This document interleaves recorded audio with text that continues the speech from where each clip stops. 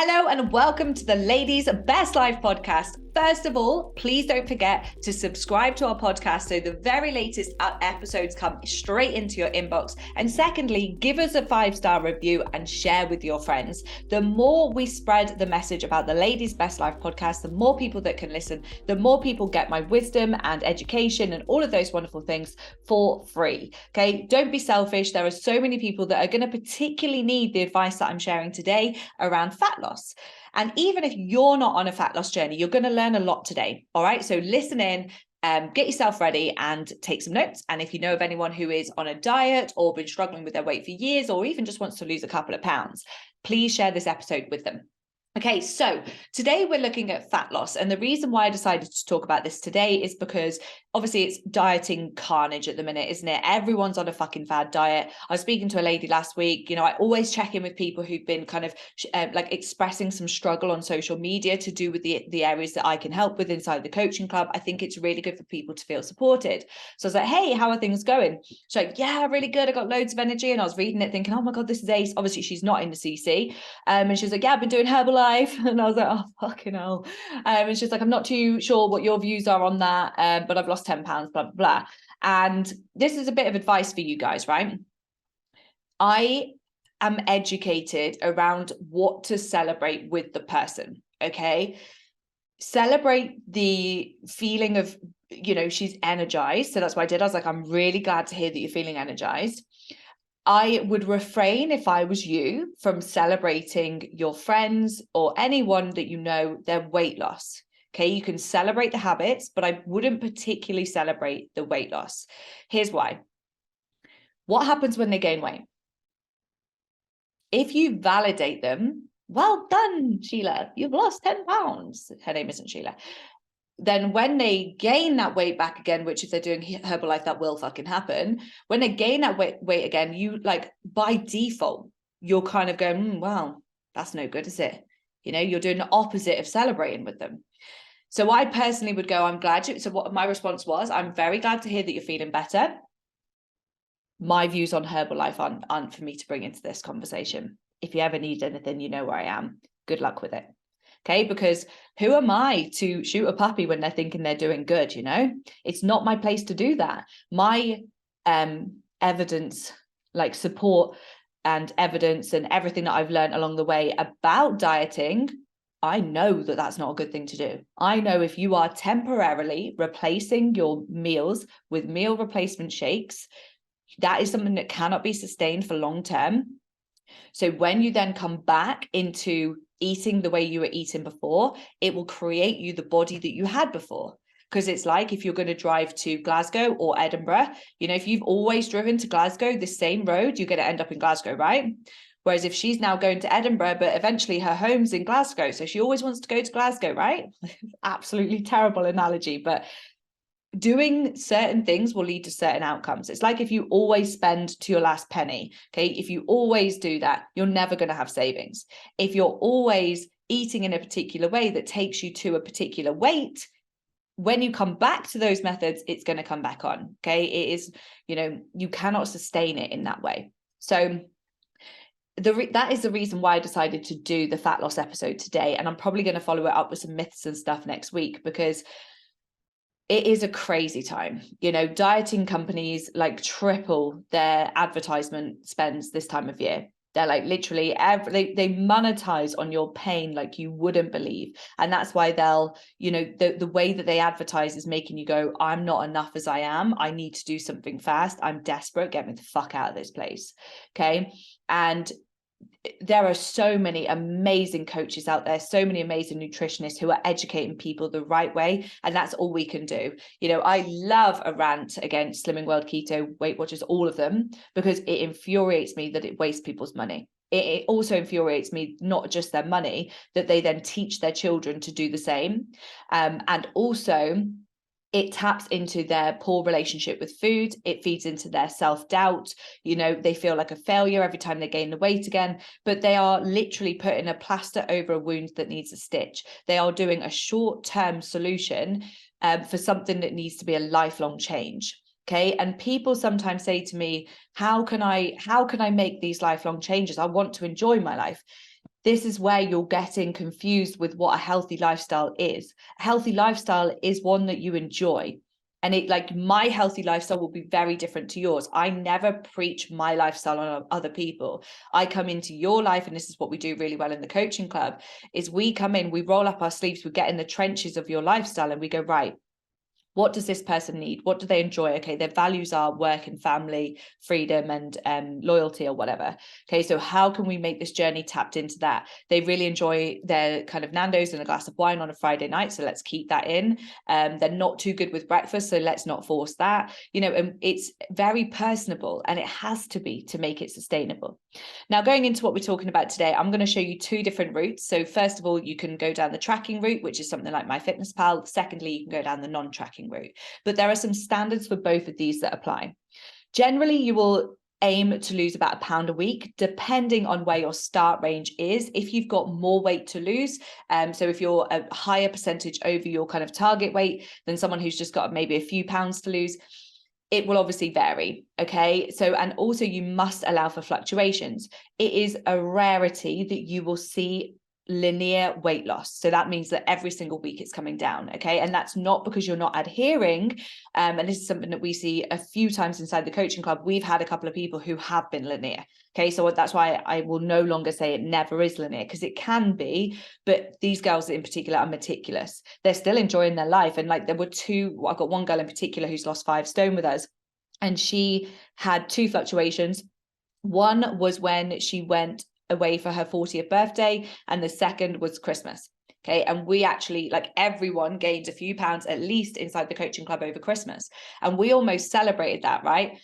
Not because of the weight gain, but because of their mature mindset around the weight gain. All through November and December inside the coaching club, we were framing people. We expect you to gain weight. Give yourself permission. Enjoy Christmas. What do you want to feel in Christmas? Like, so preparing them, building their armor up to make sure that they were ready to go into Christmas. They knew that they had the kind of green light. Eat the foods that you love. You know, if you always have a glass of Bucks Fizz for breakfast, do it. You know, don't stop because you're on a wellness journey. And this is what I mean. This is a lifestyle. Okay. And they've, like, I think it was something like 90% of the girls gained weight this Christmas, and we, like, literally does not phase us. We expected it and we kind of wanted it because it's what they would have always have done, but they didn't hit the fuck it button. And that's the difference. They had a maturity about themselves. They kind of were like, then they got the other side of Christmas. They might have had like a few specific days where they'd have overeaten a little bit. Like, it's such a family-based time, isn't it, for a lot of people? And they haven't all come into New Year like a bull in a china shop. They've got this real maturity about it. That, honestly, as a coach and as the CEO of the coaching club, is so important to me. And it is something I'm probably most proud about, you know, in my whole time of running the CC, is just that level of, because so many people spend their lives volatile, like, oh, I'm winning, I'm flying, I'm doing great. And then like, oh my God, I fucked it all up, man. And it's like, well, imagine if we could just kind of hover around the middle a little bit and stop being such a fucking roller coaster. So it was unreal to see that. So generally £1 a week is what you'll see.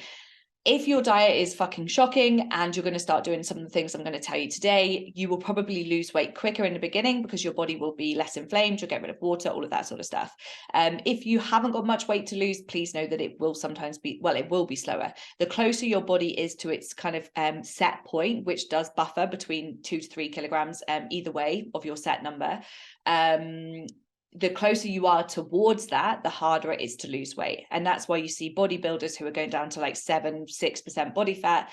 It is fucking, like, you have to be so meticulous. Personally, it's not the life I would ever choose to live. Neither would I put my body through it. Often you see girls who lose their periods and all these different things. I believe in health first. It's what the coaching club is all about, is we operate from the health first. We understand maybe you want to lose 2 stone, but we're not going to do it in an unhealthy manner like bodybuilding.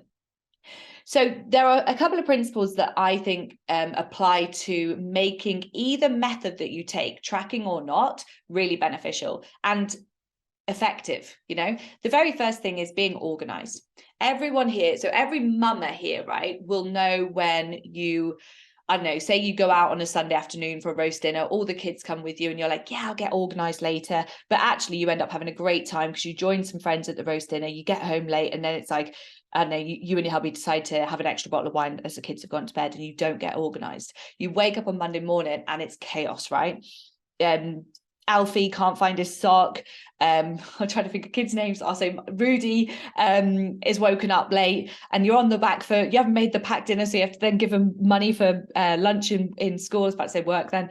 And you're on the back foot. We often see people navigate their fat loss in the same way, or even just life. You know, we have some super successful business owners working inside the coaching club, right? And before they joined, their life outside of work was, I was like, imagine if you ran your business like this. Like, so anyone who's listening who is a business owner, you wouldn't like, and if you're running your business like that, you're making life hard. You know, the more systemized you are, the more organized, like do your accounts every month, get your VAT up to date every month. Like the more you can be on top of things, the easier life is, the less headaches you get at the end of the year, you know? So it's the same with your personal standards. So the system that we have basically inside the coaching club is Friday or Saturday, you're going to sit down, look at your calendar for next week. First of all, where is everybody? You know, are you eating out any evenings? Has anyone got anything after school? You know, if you've got children, you know, if you're not a mum and you're like me, where are we traveling? Have we got to go places? Have you got any client meetings? So first of all, just look at what's going on. I use Google Calendar personally, and I will kind of zoom out, sit down. I've got a written calendar as well because I'm very fucking organized and I like everything in place. So I put everything down and I go, right, okay, this is where I'm at. I then go to Sainsbury's online. And I'll go, right, what is it that I want to eat this week? I'm either loving at the minute porridge for breakfast because it's bloody cold, or yogurt and berries. So I order a couple of bits of those, and it could be that I order 2 pots of skyr, the skyr yogurt, just the normal plain one, a shit ton of berries, and I've always got the right stuff for porridge, so that's fine. And then I go, right, lunches. I love the bowl soups at the minute. There's one that's protein packed, it's called, and it's like 20 grams of protein, 25 grams of fiber, really, really good. So I'll get a few of those in there because I'm lazy, guys. Like I do not eat fancy food. So at home, I keep it really simple. I love going out for food probably twice a week. But apart from that, I just eat pretty much the same. So I'll have a stir fry one evening. I could have fajitas another evening. What did I have last night? I actually just love like a chicken Kiev and a load of vegetables. I keep it really simple. Okay, so that's what I'll do is I'll go, right, I need 5 lunches next week and 4 evening meals. So what am I going to get? Often I will make a big batch of something on a Monday night, and then that'll be my lunch for the next couple of days as well. Then I get it all ordered in Sainsbury's and it gets delivered on Sunday, you know, so it's really simple. It's really organized. So then I know going into the week ahead, the food is there. Okay, I don't have decision fatigue. Like as a business owner, I have to make so many decisions every single week. Thinking about what to eat drives me fucking mad. You know, overthinking about food, it drives me mad. I don't need to do that. I need to eat well to perform well. I need to eat well to be a great coach. I need to eat well to get my lifts in the gym even better. But I don't need to be eating like, and I know some nutritionists would disagree with this and would say I need to vary my food, but it's just not my key priority. It is a priority of mine to eat well, but it's not to be like fucking fermented all this and blah, blah. Nah, I ain't got time for that. You know, one day maybe I'll be able to hire a chef and that'll be great. But right now it's not what I value. Yeah, okay. But it's different for everybody. Some people listening to this might be like, actually, I really enjoy like spending an hour cooking my evening meal each night. If that's you, great. You know, look for some recipes, look at ways that, you know, if it's quite a high calorie recipe, can you make some swaps to it to pull it down a little bit? When there's a will, there's a way. So that is basically you being proactive. Okay, so structured, proactive. They're your first 2 tips. They are not prison sentences though, guys, okay? So just because you've planned to have fucking spaghetti bolognese on Monday doesn't mean you have to have it. You might prefer to have your salmon and veg. It's okay. You can move stuff around. You might get back to home on a Thursday night, be absolutely rinsed and be really craving to go to the local pub for steak and chips. Go for it, all right? Give yourself that permission. But then maybe if you were planning to go out on Saturday night, have what you were going to have on Thursday night on Saturday, you know, because 1, that's going to be cost effective, and 2, it's giving you the flexibility in your routine. So we're being intentional. So I see a lot of people that order, like, so when they do a food shop, they just buy in stuff that they know is going to derail them. For me, if I have chocolate in the cupboards, I just will eat it. I'm like an absolute obsessed. I'm like a choc addict. That is not a thing, by the way. But I will just be like, oh yeah, I mean, it's like mid-afternoon slump that can sometimes happen. I'm gonna have a cup of tea and some whatever. But what I can have is protein bars, yogurts, cocoa pops. So there's some options that are less caloric and so less calorific, sorry, but can also give you that nice big kind of sugar rush and a bit of a chocolate fix. Okay, so it's looking about being intentional with what you're buying. If you have children, I understand that you need to buy the kind of those snacks for them, although I would question that. You know, if you're prepared to feed your children loads of sugar and refined sugar and things that are making them not actually feel too good and have hypers and stuff, like, why can they have it but not you? You know, can we start to wean them off these things and actually be a great role model, start to present them with, it's going to be hard, I know, but with fruit and stuff like that. Okay. And then finally, I want you to operate from the 80-20 rule, whether you're tracking or not. So 80% of the foods that you're eating is wholesome, it's nutritious, you know, it's going to bring your body a lot of goodness. And then 20% of the time, chocolate, cheese, wine, the things that you like enjoy and that you see them as a bit of a treat. I don't want you to frame it as good and bad food, or the treat side of things. You're not a dog, right? But it is still good to wean those things in throughout the dieting phase, 100%. So if you're wanting to go down the route of tracking, you must do it proactively. So once you've got your food shop delivered, in fact, you don't even need to wait for the food shop delivered. What I would do is go into MyFitnessPal and track it all in advance. So I sit down on a Saturday or a Sunday morning and I just pop it all in. You can copy and paste. So I put my breakfast in from a Monday and I copy and paste it to every single day. Today, I swapped it for porridge. I was planning to have yogurt and berries all week. So I've just gone in and re-entered it. Super simple. I will then put my bowl soups in. I will then put in a rough idea of what meals I'm going to be having when. And say, for example, if I'm going out, am I going out this week? Yeah, I'm going out for a roast dinner on Sunday. I will put that in advance. Okay. And if I get there and I change my mind and I want burger and chips, I will just re-enter it then. Because when you put it in proactively, not only do you not have to think about it as you go throughout the week, it takes you half an hour to do on a Sunday, and then you don't have to think about food for the rest of the week. You know what you're having when, you know you can swap stuff around. It's done. You know, those decision fatigue moments don't come up anymore because you don't need to think about it. You just literally, spaghetti bolognese tonight, cook it, eat it, done. Okay, it's already in MyFitnessPal. Another good thing about doing it that way is you can go, so say yesterday you put, so if you're listening to this on Monday, the day it's released, if yesterday you put in for the rest of this week, you can skip ahead to following Sunday, right? So to Sunday this week. And then you can scroll down to the bottom of MyFitnessPal and go to nutrition, I think it is, and look back and see what your average calories have been throughout the week, fiber and protein. They're the three things that we would say to focus on. What you can then see is your total calories that you will have eaten on average per day if you eat what you've put into MyFitnessPal. The same for fiber and protein. So if, for example, you're aiming for 1,400 calories, which if you're unsure how many calories you're aiming for, please go to our website, coachingclubworldwide.co.uk, and click on the calorie counter, input your information, and it will email you with how many calories you need. It's completely free. So if you basically are aiming for 1,500 calories, you've put all your food in, it's Sunday, you've put all your food in, and now you've skipped ahead to the next Sunday to kind of like take a retrospective view, is that the right word?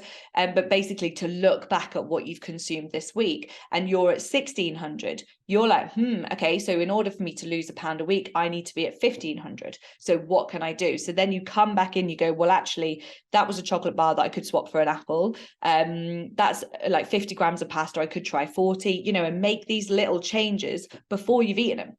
Okay, because once you've eaten them, it's a bit late. So there are some really good ways about doing it. So all you need to do to make this happen is have an hour set aside, or even half an hour once you get quicker at it, to look at the week ahead, plan what meals you're having when, make sure you've got it all sorted in regards to online food shop or go and get it, and then also plan it into MyFitnessPal. Okay. MyFitnessPal, when you're doing it reactively, so, oh God, what did I just have to eat? And oh, I forgot my dinner yesterday. It's never accurate.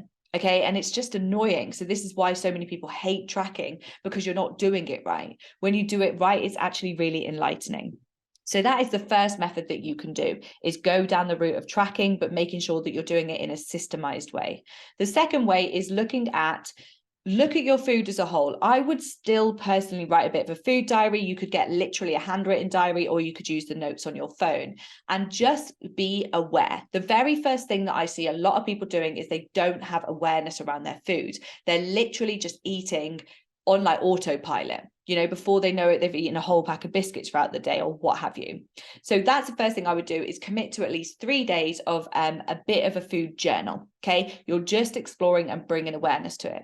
Once you've got that, there are 2 main things that you can look at doing. The only thing that we're striving to achieve here is reduce the calories coming in, reduce the energies coming in. Okay, slightly. In both logging and not logging, it's the same kind of outcome that we're striving towards, and it's the same principle of slowly. Okay, slowly catch a monkey. 2 ways.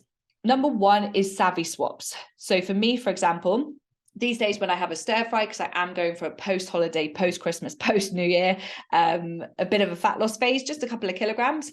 So I will swap out things like, I will generally have yogurt and berries for breakfast rather than porridge, because it's about 50% of calories, but also the same amount of protein and fiber.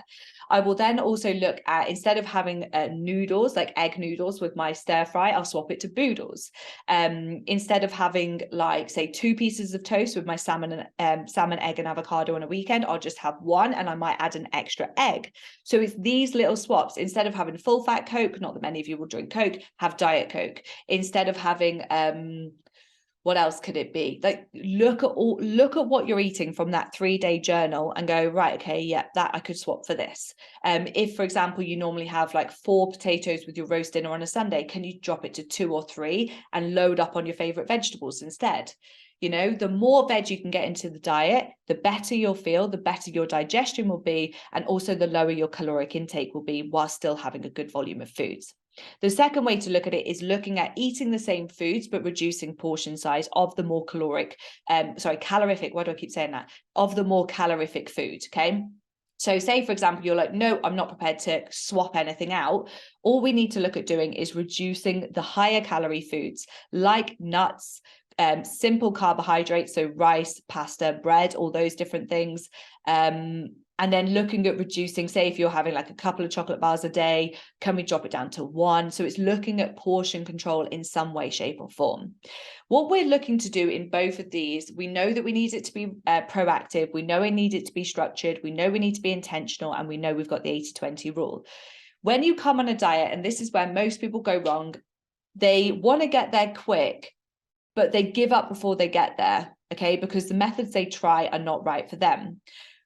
With everyone who joins the coaching club, our mission is to get them to their fat loss goal as quickly as possible. So then we can teach them how to reverse diet, which is basically keep the weight within a couple of kilograms or within a kilogram or 2, around that new kind of goal weight, and let's slowly increase the calories so that we can sustain it. You then go on to maintenance. The reverse dieting is a phase that takes you from the dieting calories to the maintenance calories. If you just pull straight up to maintenance calories, your body won't have time to adjust, your metabolism won't have time to adjust, and then you will probably gain weight again, and you'll be like, this isn't working, okay? So the mission is, whatever you're doing in a sustainable way, okay, not diets, is to get to your weight loss as quickly as possible, and then maintain that low amount of calories or lower amount of calories for a couple of months, and then slowly start to, probably not even a couple of months, probably a month, and then slowly start to build those calories up. And it will only be a gradual, like 50 calories per day, per week. Monitor your weight, monitor your progress pictures, and then kind of increase it from there.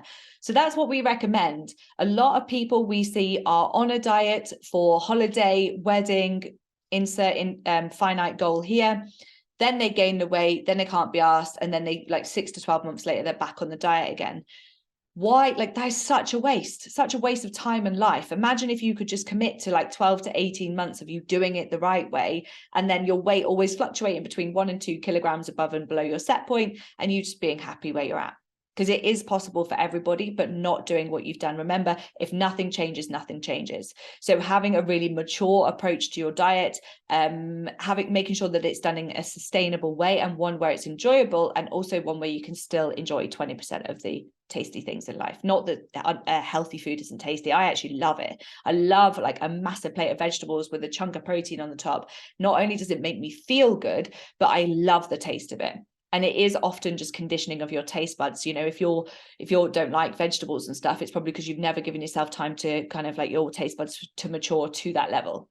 So I'd love to know if you found it beneficial and different to what you've normally found it. So hit me up on social media. On Instagram, it's Sasha Holly Bai. On Facebook, it's just Sasha Bai. Hit me up, let me know. And if you need any help, like I said earlier, if you need the calorie counter, go to www.coachingclubworldwide.co.uk. Go and do it. It's free. There's also a couple of free resources on there that might help you along your way as well.